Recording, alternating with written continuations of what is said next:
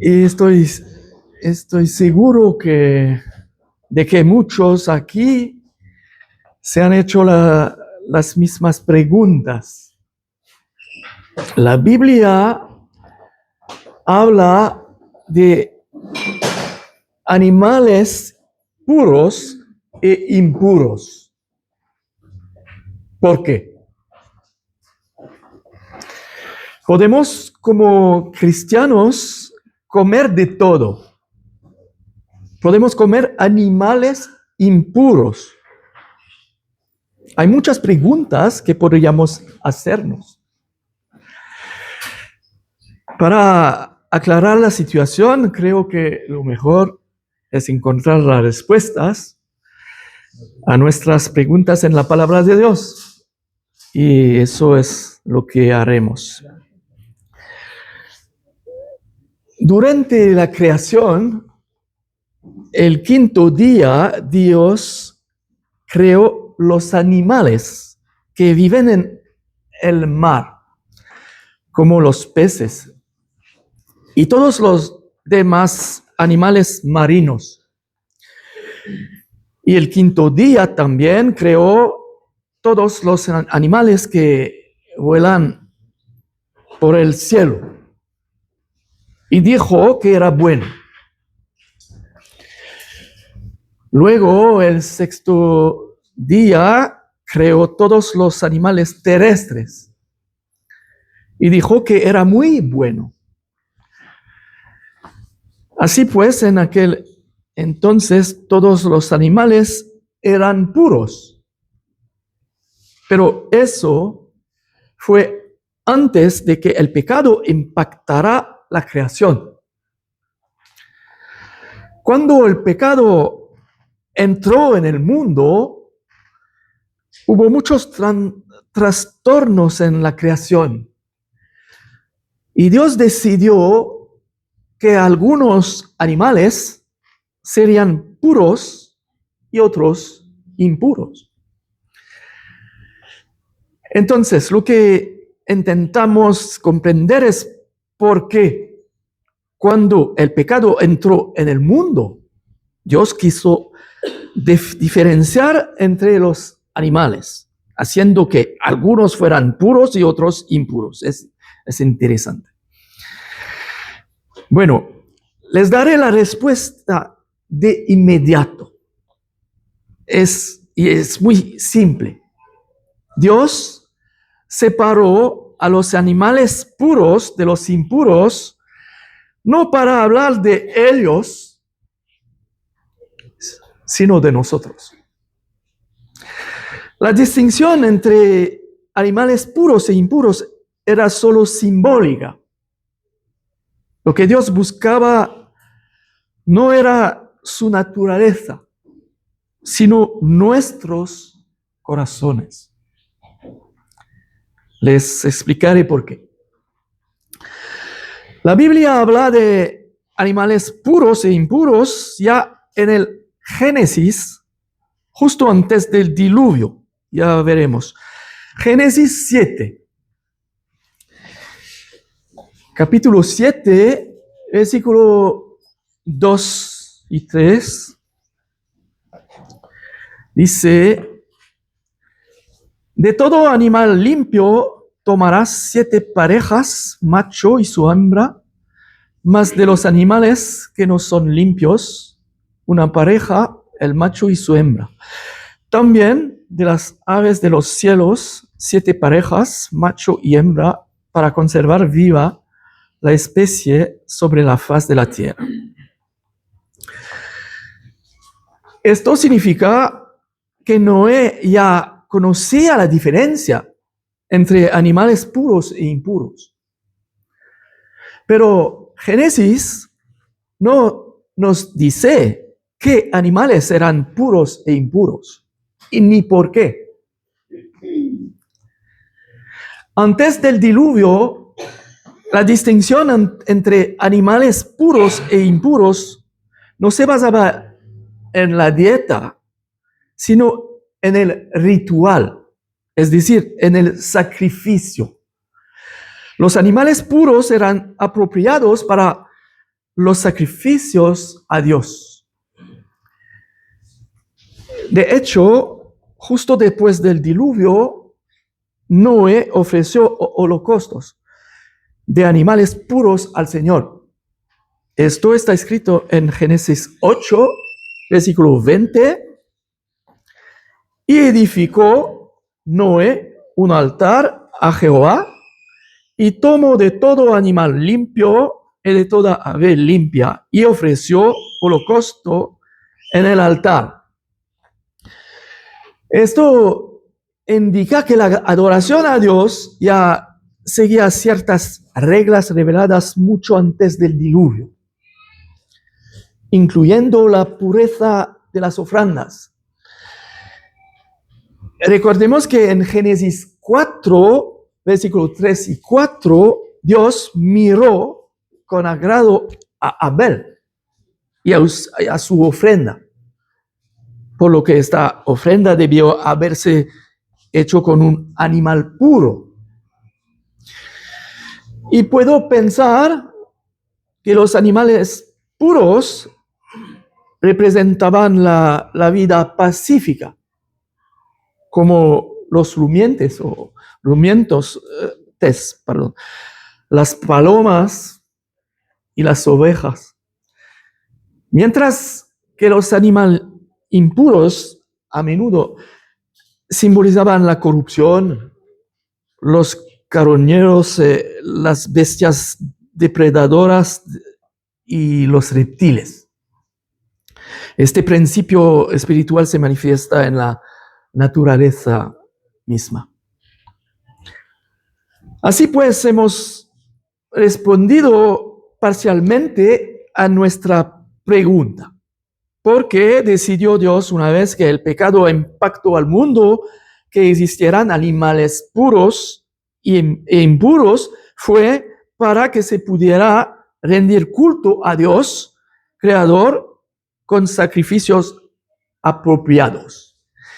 El principio es este: Dios es puro.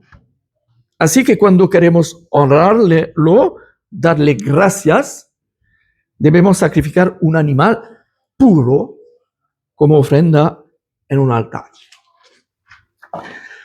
Pero hay otra razón muy importante. Quienes seguían estos rituales de sacrificio en aquel entonces se distinguían necesariamente de quienes no creían en Dios. Y al hacerlo, demostraron al mundo que el Dios creador tenía un pueblo en la tierra que le era fiel. Ahí lo tienen. La respuesta a la pregunta está completa. Vimos que en Génesis 8, versículo 20, Noé, justo después del diluvio, ofreció holocaustos de animales puros al Señor. Cabe destacar que antes del diluvio, la gente aún no comía carne. Si leemos Génesis 1, versículo 29, está escrito: y dijo Dios, he aquí que os he dado toda planta que da semilla, que está sobre toda la tierra, y todo árbol y que hay fruto y que da semilla, os serán para comer. Fue solo después del diluvio que Dios pidió a los humanos que comieran carne. Está escrito en Génesis 9, versículo 3. Todo lo que se mueve y vive os será para mantenimiento, así como las legumbres y plantas verdes, os lo he dado todo. Entonces, ¿por qué este cambio en la alimentación humana? Pues bien, se debe a que Dios quería preservar la vida.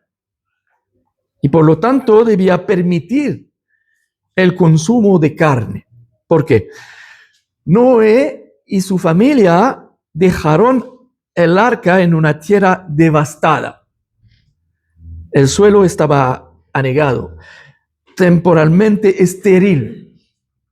Los árboles frutales estaban destruidos o arrancados de raíz, y los campos aún no podían producir. Durante un tiempo, los animales salvados en el arca representaron la única fuente inmediata de proteínas para la humanidad. Por lo tanto, desde un punto de vista práctico, la alimentación basada en plantas ya no era suficiente a corto plazo, y Dios, en su sabiduría, adaptó la dieta de la humanidad a las nuevas condiciones de vida en la tierra. Pero después del diluvio, cuando Dios permitió que los humanos comieran carne animal, no hizo distinción entre animales puros e impuros. Sin embargo, esto no significa que la distinción desaparecería. De hecho, los descendientes de Noé, particularmente los hebreos, continuarán reconociendo esta distinción, ya que posteriormente se formalizaría en la ley de Moisés, en el libro del Levítico, capítulo 11. Y ahora podemos comprender que los animales impuros mencionados mucho más adelante en el libro del Levítico eran los mismos que conocía el pueblo antes del diluvio. Así pues, reflexionemos sobre esto. Si Dios decretó que existían animales puros e impuros para distinguir a un pueblo que le pertenecía, podemos suponer que quería que esto continuara incluso después del diluvio, ¿verdad? Y eso fue lo que sucedió entonces con el pueblo judío. Dios eligió a Israel como su pueblo escogido. La Biblia muestra que esta elección no se basó en ningún mérito en particular, sino en el amor, la fidelidad de Dios a sus promesas y su soberanía. Y Éxodo 19, versículos 5 y 6, nos dice, hablando de Israel: vosotros seréis mi especial tesoro sobre todos los pueblos, y vosotros me seréis un reino de sacerdotes y gente santa. Y Dios en Levítico 20, versículo 25, explica cómo y por qué. Levítico 20, versículo 25, 26, vosotros haréis diferencia entre animal limpio e inmundo. Habéis pues de serme santos, porque yo Jehová soy santo. Y os he apartado de los pueblos para que seáis míos.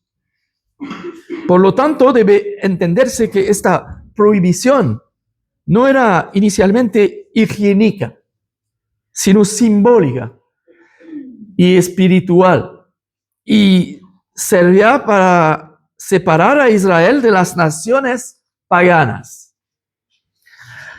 Los israelitas debían demostrar a través de su comida que pertenecían a Dios y vivían de manera diferente a los paganos que los rodeaban. Esta era la razón principal. Y podemos ver en la palabra de Dios que no solo los animales puros e impuros desempeñaban un papel en la santificación del pueblo elegido de Dios, sino también muchas otras cosas. Como por ejemplo, en Deuteronomio 22, capítulo 22, versículo 11, Dios habla al pueblo de Israel diciendo: no vestirás ropa de lana y lino juntamente. Este mandamiento también formaba parte de una serie de leyes relativas a la pureza, la distinción y la obediencia a Dios. La idea era mantener una separación simbólica entre lo que pertenece a Dios y lo que no. Y por lo tanto, entre lo puro y lo impuro. Estas leyes tenían como objetivo enseñar al pueblo de Israel la santidad a través de la distinción, una imagen concreta de la separación entre el bien y el mal, entre Israel y las naciones. Por supuesto, las naciones se desarrollaron naturalmente según su cultura, entorno y costumbres sociales. Algunas usaban plumas como símbolo de honor, turbantes para protegerse del frío, o faldas escocesas por razones prácticas. Pero los mandamientos de Dios a Israel no eran culturales, sino teológicos. La vestimenta del pueblo de Israel simbolizaba la santidad y su distinción como pueblo elegido de Dios. Por lo tanto, no se trataba de moda ni de identidad, como en el caso de otras naciones, sino de pacto y santidad. Dios también le dio a su pueblo una forma específica de acercarse a Él, ya fuera mediante la oración, la adoración o el sacrificio. El pueblo debía dirigirse únicamente al Señor, sin invocar a otros dioses. La oración se basaba en el pacto, en la fidelidad al único Dios de Israel. Deuteronomio 6, versículo 13, dice: a Jehová tu Dios temerás, y a Él solo servirás, y por su nombre jurarás.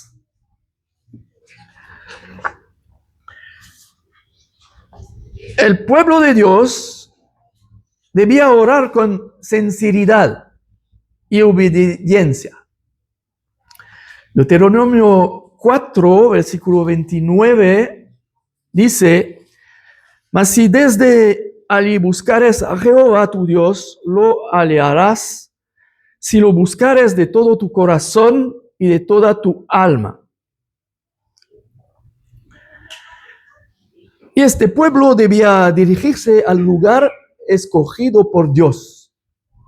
Deuteronomio 12, versículo 5, dice: sino que el lugar que Jehová vuestro Dios escogiere de entre todas vuestras tribus, para poner allí su nombre para su habitación, ese buscaréis y allá iréis. Más tarde, este lugar sería el templo de Jerusalén. Dios también pidió a su pueblo que le diera gracias después de comer, una forma de oración diaria de gratitud. Deuteronomio 8, versículo 10, dice, y comerás y te saciarás y bendecirás a Jehová tu Dios por la buena tierra que te habrá dado. Y eso no es todo. Dios también prohibió a su pueblo marcar o mutilar sus cuerpos. Está escrito en Levítico 19, versículo 28. Y no haréis rasguños en vuestro cuerpo por un muerto, ni imprimiréis en vosotros señal alguna. Yo Jehová. Este mandamiento también forma parte de un conjunto de leyes diseñadas para diferenciar al pueblo de Israel de las prácticas paganas de las naciones vecinas. En aquel tiempo la gente era idólatra. Se hacían incisiones en el cuerpo como señal de duelo, creyendo que honraban a los muertos o aplacaban a los dioses. También se tatuaban simbólicos religiosos para consagrarse a sus ídolos. Dios quería que su pueblo no siguiera estas costumbres porque estaban vinculadas a la adoración impura y demoníaca. La prohibición no era solo física, sino también espiritual. El cuerpo pertenece a Dios, no al hombre. No debía ser profanado ni marcado por costumbres paganas. Esta era también una manera de preservar la santidad del pueblo y mostrar que estaban consagrados a Dios. Dios quería que la fidelidad de Israel a sus mandamientos sirviera como testimonio vivo para todas las naciones. Israel debía reflejar la santidad de Dios no solo en palabras, sino también en su forma de vida, vestimenta, alimentación, oración e incluso pensamiento, que diferían de las naciones paganas. Su papel era ser una luz espiritual en un mundo sumido en la idolatría, como representantes de Dios en la tierra. Su singularidad debía atraer a las naciones, no repelerlas. Y cuando Israel obedeció, las naciones dijeron, su Dios es verdaderamente el Dios verdadero. Pero el problema era que Israel quería ser como las demás naciones, aunque Dios los había erigido para ser diferentes. Veamos primero Samuel, versículo 8. El libro de Samuel, primero, capítulo 8, versículo 4.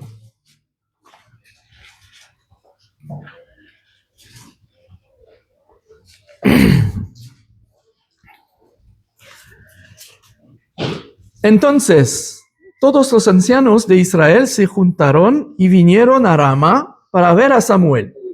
Y le dijeron, he aquí, tú has envejecido y tus hijos no andan en tus caminos. Por tanto, constitúyenos ahora un rey que nos juzgue como tienen todas las naciones. Pero no agradó a Samuel esta palabra que dijeron, danos un rey que nos juzgue. Y Samuel oró a Jehová. Y dijo Jehová a Samuel, oye la voz del pueblo en todo lo que te digan, porque no te han desechado a ti, sino a mí me han desechado, para que no reine sobre ellos. Dios quería gobernar directamente sobre su pueblo. Les había dado la ley para que cumpliera su voluntad, jueces para que ejerciera su autoridad y profetas para que escucharan su voz. Pero Israel prefirió un rey visible, un gobierno humano, un modelo como el de las naciones idólatras. Al querer ser como los demás, negaron la diferencia que Dios les había dado. Dios pretendía que Israel fuera una teocracia, no una monarquía. En Isaías, capítulo 33, versículo 22, está escrito: porque Jehová es nuestro juez, Jehová es nuestro legislador, Jehová es nuestro rey. Él mismo nos salvará. Todo estaba dispuesto para que Dios fuera su legislador, su juez y su rey. Pero Israel quiso reemplazar a Dios con un nombre, tal como más tarde le dirían a Pilato: no tenemos más rey que César. Esto está escrito en Juan capítulo 19, versículo 15.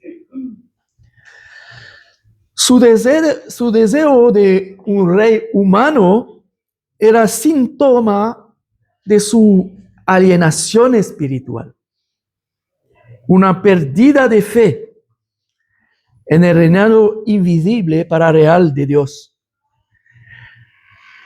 Así pues, estas diferentes formas de comer, vestir y adorar tenían como propósito separar a Israel de las demás naciones, y la desobediencia a estas normas hacía que este pueblo fuera impuro. Y esto también se aplicaba a los animales, porque según el Nuevo Testamento, los animales impuros representan a los paganos, a los gentiles y su forma de vida y prácticas. Y los animales limpios representan la santidad, pues representaban a Israel en aquel tiempo que había sido consagrado a la pureza. En Hechos 10, versículo 10, Pedro tiene una visión donde ve un gran lienzo que desciende del cielo, sobre la cual se le presentan animales limpios e impuros. Y una voz le dice: levántate, Pedro, mata y come.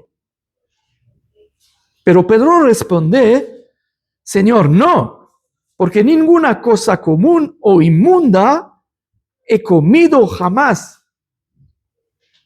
Y la voz le dice: lo que Dios limpió, no lo llames tú común. Inmediatamente después de esta visión, Pedro reflexionó sobre ella para comprender su significado. Y Cornelio envió a unos hombres no judíos. El Espíritu Santo le indicó a Pedro que los recibiera y los acompañará. De hecho, los animales impuros mostraban que las naciones eran impuras y necesitaban ser purificadas. Hasta que llegara este día, el pueblo de Dios debía distinguirse de los demás. Y esto es precisamente lo que Jesús diría más a sus discípulos en Mateo 5. Mateo 5, versículo 16.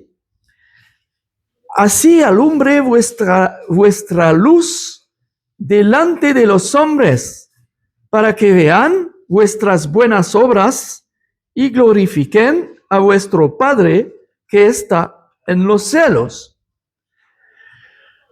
Aquí se aplica el mismo principio. El pueblo de Dios debe distinguirse del mundo en su conducta, su palabra, su pureza y su fidelidad, para demostrar la singularidad de su Dios.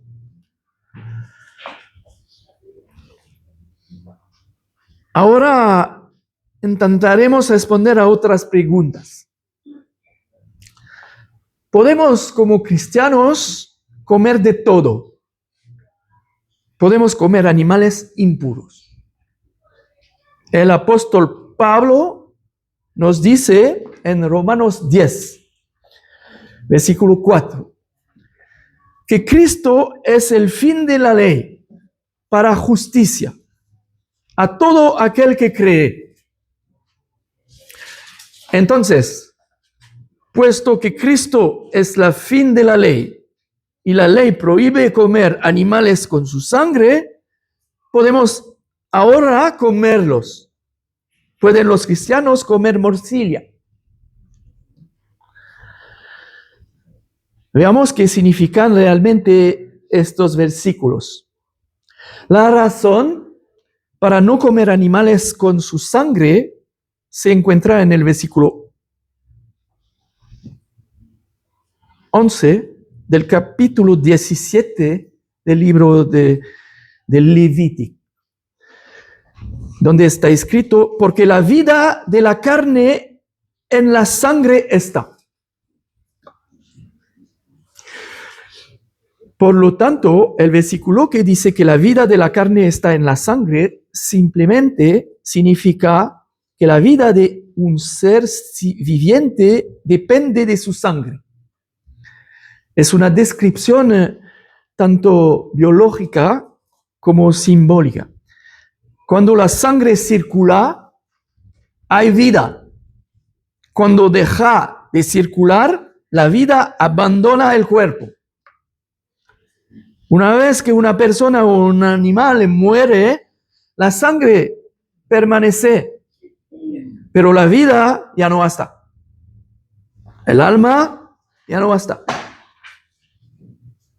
Por lo tanto, la sangre no es el alma en sí misma, es su sustento físico mientras el ser esté vivo. Dios nos dice que la sangre sea espiritualmente impura, ni que sea sagrado en sí misma. Simplemente dice: no comas un animal mientras esté vivo. No comas un animal vivo. En otras palabras, no seas cruel como las bestias salvajes. Respeta la vida que Dios dio antes de consumir la carne. Es por lo tanto una lección moral, no una prohibición ritual. Esta regla subraya una diferencia fundamental entre los humanos y los animales.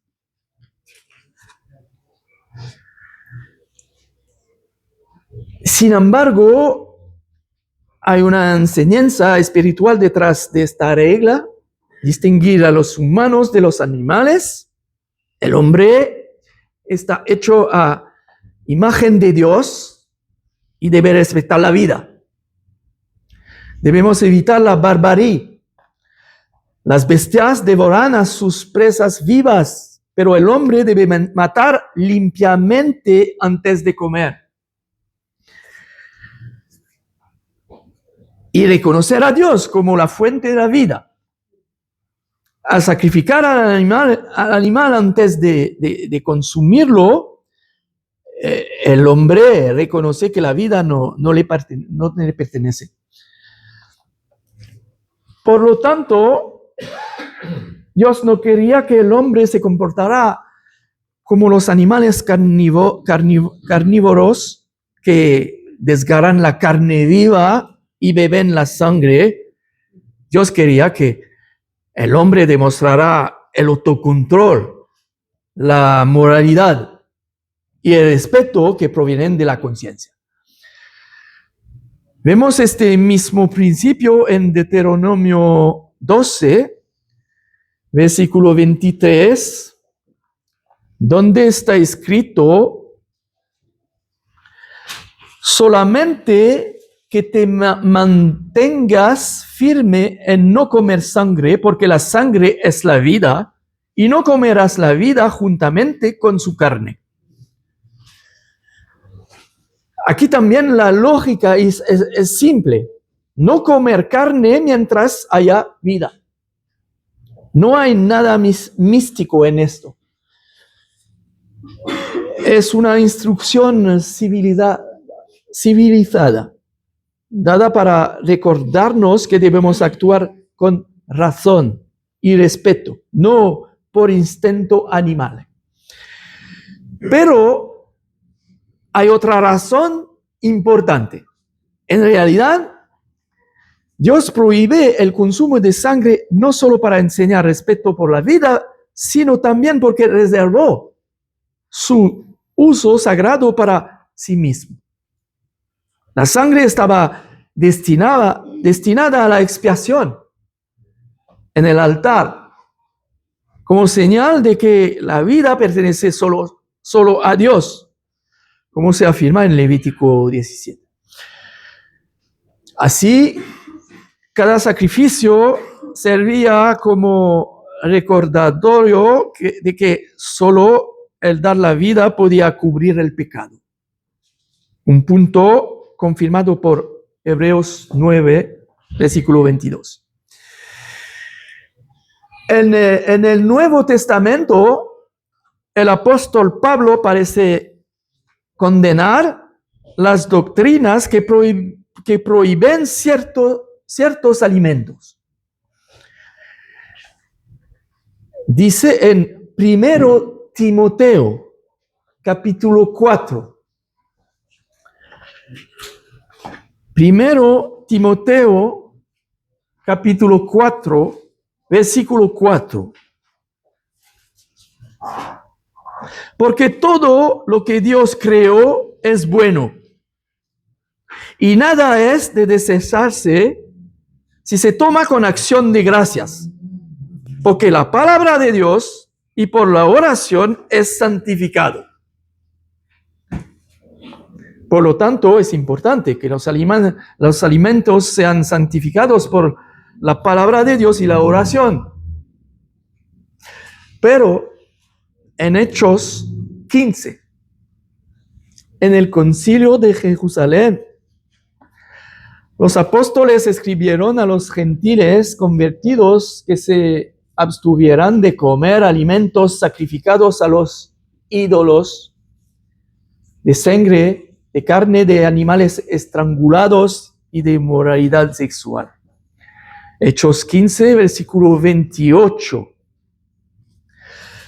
Porque aparecido bien al Espíritu Santo y a nosotros, no imponeros ninguna carga más que estas cosas necesarias, que os abstengáis de lo sacrificado a ídolos, de sangre de ahogado y de fornicación, de las cuales cosas si os guardaréis, bien haréis, pasadlo bien. Se habla de sangre y de animales estrangulados porque estos últimos conservan su sangre. Y luego se mencionan los alimentos sacrificados a los ídolos. ¿Cómo podemos explicar esta aparente contradicción? Por un lado, la Biblia nos dice que los cristianos pueden comer de todo con acción de gracias. Y por otro lado, que no deben comer alimentos sacrificados a los ídolos. Además, el mismo Jesús dice en el Evangelio de Marcos, capítulo 7, versículo 18. ¿También vosotros estáis así sin entendimiento? ¿No entendéis que todo lo que fuera que entra en el hombre no le puede contaminar? Porque no entra en su corazón, sino en el vientre y sale en la letrina. Esto decía, siendo limpios todos los alimentos. Y cuando Jesús dijo esto, aún estaba bajo la ley de Moisés. Jesús enseña aquí que la impureza no proviene de los alimentos, sino del corazón del hombre, de sus pensamientos, de sus malas intenciones. Jesús no abolió la ley, la cumplió. Y en este pasaje no la abole. Revela su verdadero significado. No dice la ley sobre los alimentos ha terminado, sino que la pureza que Dios exige concierne sobre todo al corazón.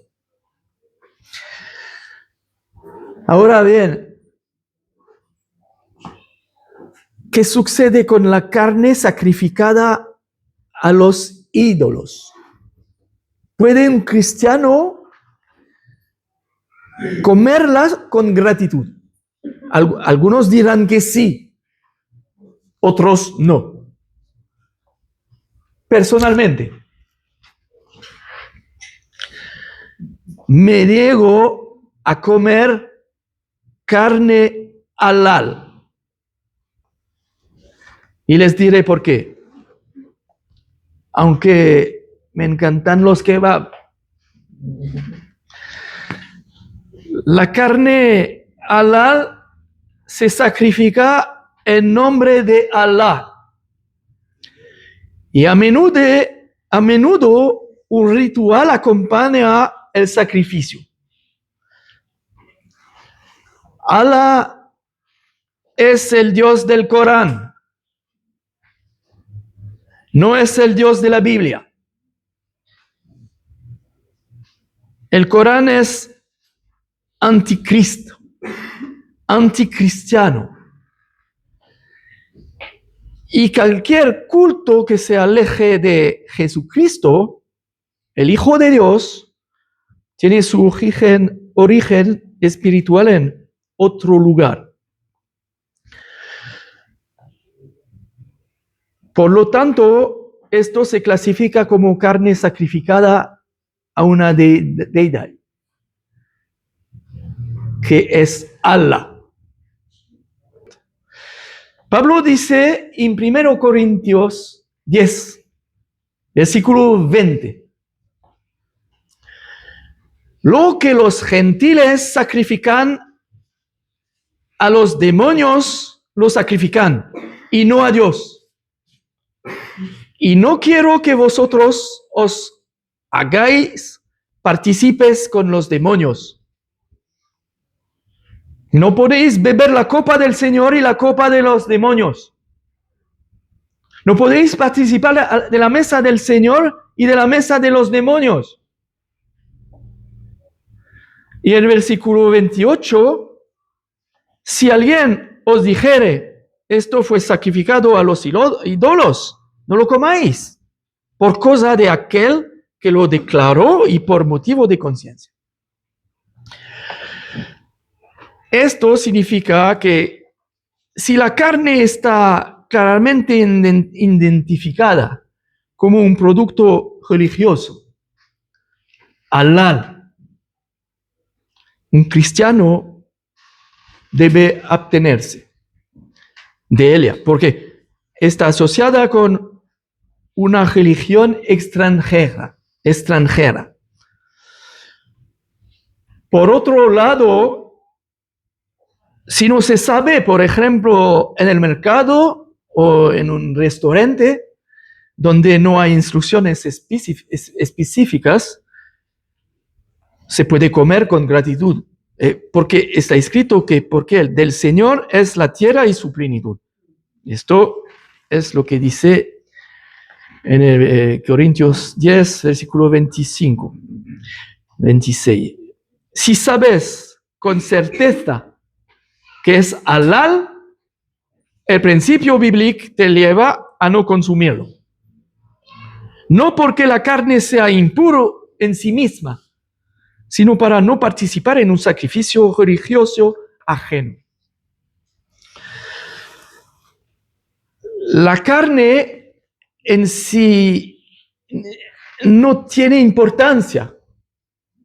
Algunos cristianos dirán que sí, que pueden comer esta carne porque tu agradecimiento anula cualquier valor espiritual del ritual halal.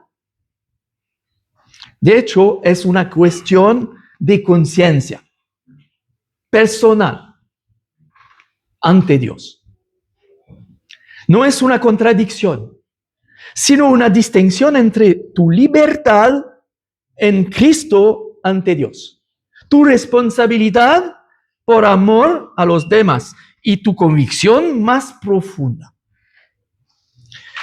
Y por eso Pablo nos habla de este problema en 1 Corintios 10, versículo 25.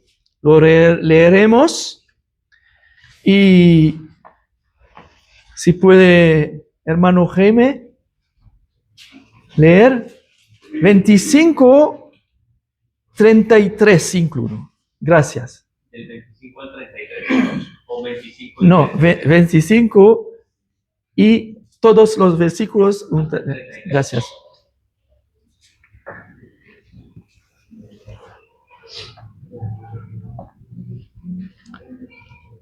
Primero Corintios 10, versículo 25. De todo lo que se vende en la carnicería, comed sin preguntar nada por motivos de conciencia, porque el Señor es la tierra y su plenitud. Si algún incrédulo os invita y queréis ir, de todo lo que se os ponga delante, comed, sin preguntar nada por motivos de conciencia. Mas si alguien os dijere, esto fue sacrificado a los ídolos, no comáis por causa de aquel que os lo declaró y por motivo de conciencia, porque el Señor es la tierra y su plenitud. La conciencia, digo, no la tuya, sino la del otro, pues, ¿por qué se ha de juzgar mi libertad por la conciencia de otro? Y si yo con agradecimiento participo, ¿por qué he de ser censurado por aquello de que doy gracias? Si pues coméis o bebéis o hacéis otra cosa, hacedlo todo para la gloria de Dios. No seáis tropiezo ni a judíos, no seáis tropiezo ni a judíos, ni a gentiles, ni a la iglesia de Dios, como también yo en todas las cosas agrado a todos, no procurando mi propio beneficio, sino el de muchos para que sean salvos. Gracias, hermano. Así pues, por amor y como testimonio, o si están profundamente convencidos de que no deben comerlo, pueden optar por abstenerse. Pablo nos dice en Romanos 14, versículo 23, que todo lo que proviene de fe es pecado, que no proviene de fe es pecado. Ahora bien, ¿qué lecciones podemos aprender de este estudio?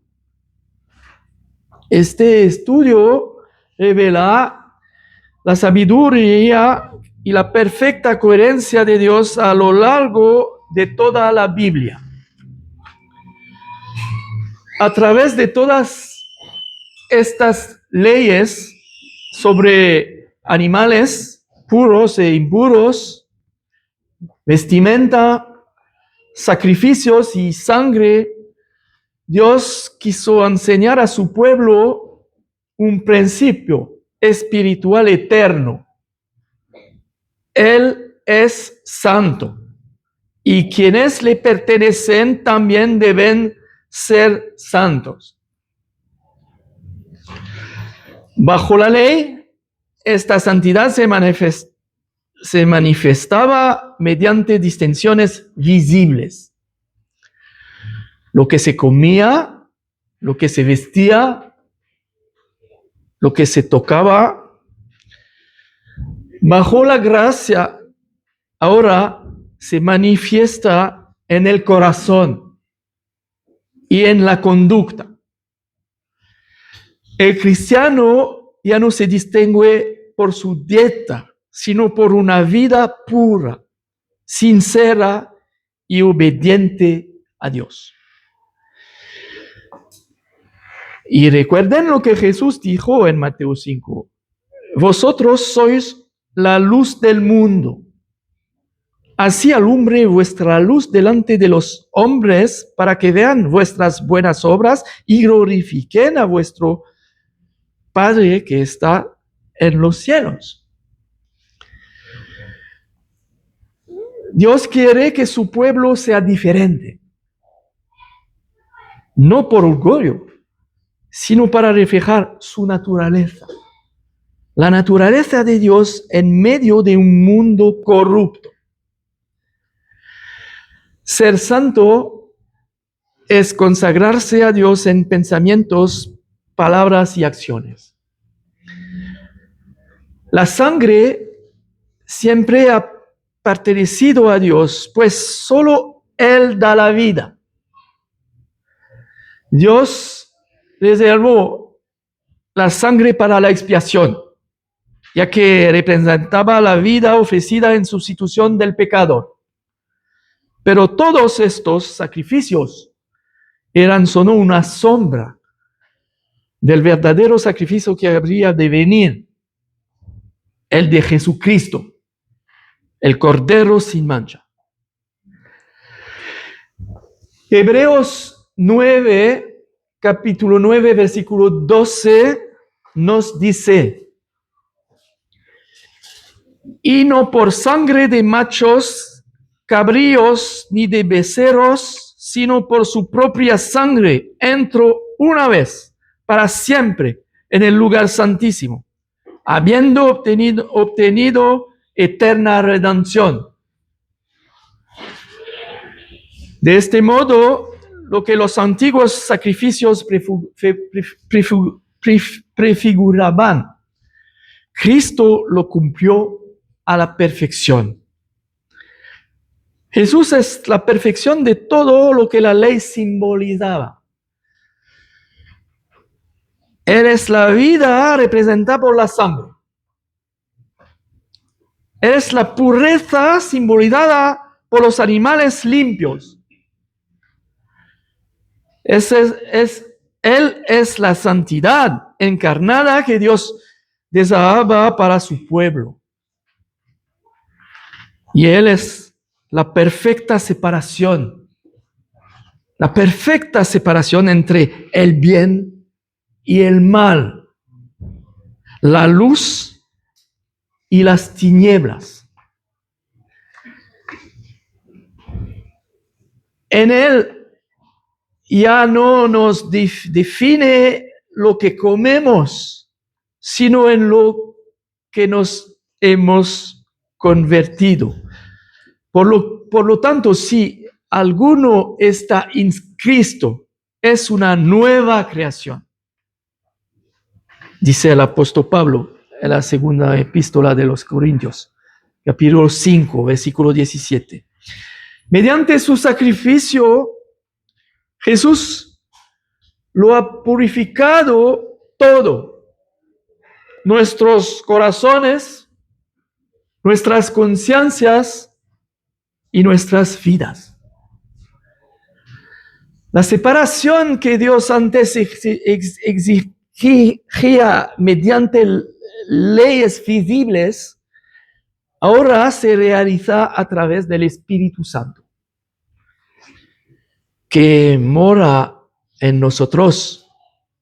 Somos santificados no por rituales, sino por la fe en aquel que lo ha hecho todo. En conclusión, antes la pureza dependía de lo que el hombre hacía. Hoy depende de lo que Cristo ha hecho. Lo que Dios separó para enseñar santidad, Cristo lo reconcilió mediante la cruz.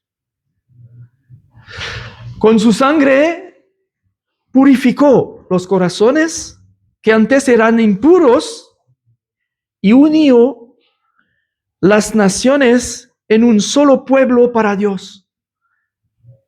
Su santidad se ha convertido en nuestra santificación y su sangre en nuestra paz eterna. La ley demostraba la santidad de Dios, pero la cruz reveló su gracia. Gloria al Cordero de Dios. Así pues, hemos demostrado que la distinción entre animales puros e impuros era meramente simbólica. Y ahora comprendemos que cuando Dios dijo que algunos animales eran puros y otros impuros, no se refería a la naturaleza de los animales, sino a nuestros corazones. Y solo Dios puede purificar un corazón.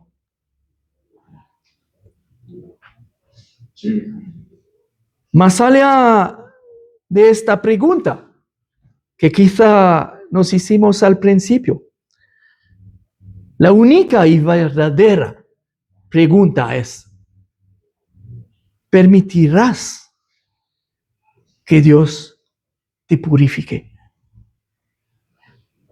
Que el Señor bendiga su palabra. Gracias.